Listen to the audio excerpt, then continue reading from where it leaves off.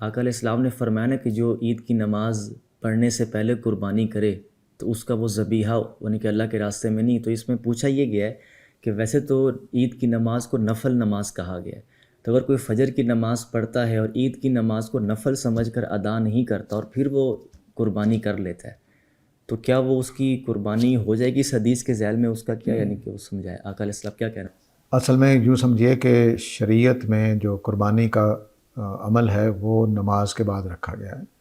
فرض کر لیجیے آپ نماز نہیں پڑھ سکے کسی وجہ سے، تو اب ماحول میں نماز ہو گئی ہے اور آپ بالکل شریک نہیں ہو سکے، تو پھر ایک کیس الگ ہے. اور اگر آپ نماز میں شریک ہو سکتے تھے، آپ نے نماز سے پہلے ہی کر لیا ہے، تو پھر کیس اور ہے.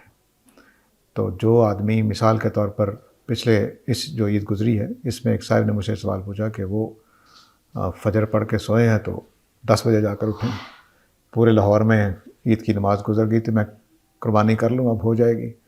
تو میں نے کہا آپ کر لیں، لیکن یہ میری طرف سے بات ہے، صرف کوئی شریعت کا مسئلہ نہیں ہے کہ آپ 2 رکعت خود نماز پڑھ لیں کہ میں اس کا ایک تلافی کر رہا ہوں، تو پڑھنے کے بعد آپ کر لیجیے تاکہ آپ کو تسلی ہو جائے کہ حالانکہ عید کی نماز ایسے نہیں ہوتی، لیکن یہ میں نے صرف ان کو تسلی کے لیے. تو اب یہ ایک کیس الگ ہے، اس میں قربانی ہو جائے گی، اب اس کی قربانی ہی شمار ہوگی. لیکن ایک آدمی نے شریعت کی توڑا ہے کہ شریعت میں ابھی نماز ہوئی نہیں ہے عید کی اور آپ نے قربانی کر دی ہے، تو یہ اب شریعت کو توڑنا ہے. ایسے ہی ہے کہ فجر کا ٹائم ہوا نہیں، آپ نے فجر پڑھ لی تو نفل شمار ہوں گے، فجر تو شمار نہیں ہوگی. تو عید کا ٹائم ہے، قربانی کا ٹائم شروع ہی عید کی نماز کے بعد ہوتا. یعنی کہ وہ نماز بے شک نفل ہے، اس کو ادا کرنے کے بعد ٹائم شروع ہوتا ہے. ٹائم اس کے بعد شروع ہوتا ہے. تو آپ بے پرواہی کریں گے تو وہ ظاہر قربانی کے لیے سوال پیدا ہو جائے گا. لیکن ایک ہے کہ آپ سوئے رہ گئے یا شامل نہیں ہو سکے کسی وجہ سے، یا کوئی مصیبت پڑ گئی. مثلا میرے 3 سال پہلے میرے بھائی بڑی عید والے دن فوت ہو گئے.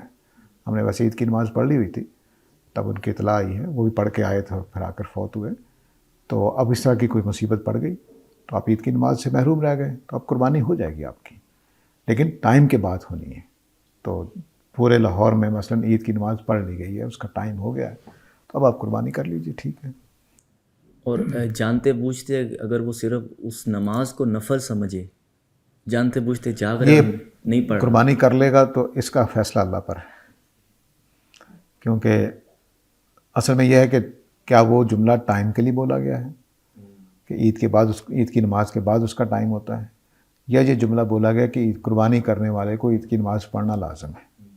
یہ اس سے واضح نہیں ہے. یہ دونوں احتمالات ہیں.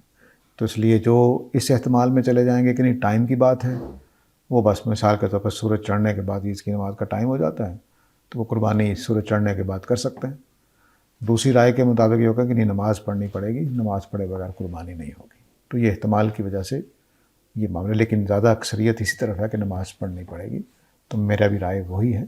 ایک ہے کہ کسی وجہ سے رہ گئی، ایک ہے کہ آپ نے جانتے بوجھتے نہیں پڑھی، یہ کیس ڈفرینٹ ہو جائے گا.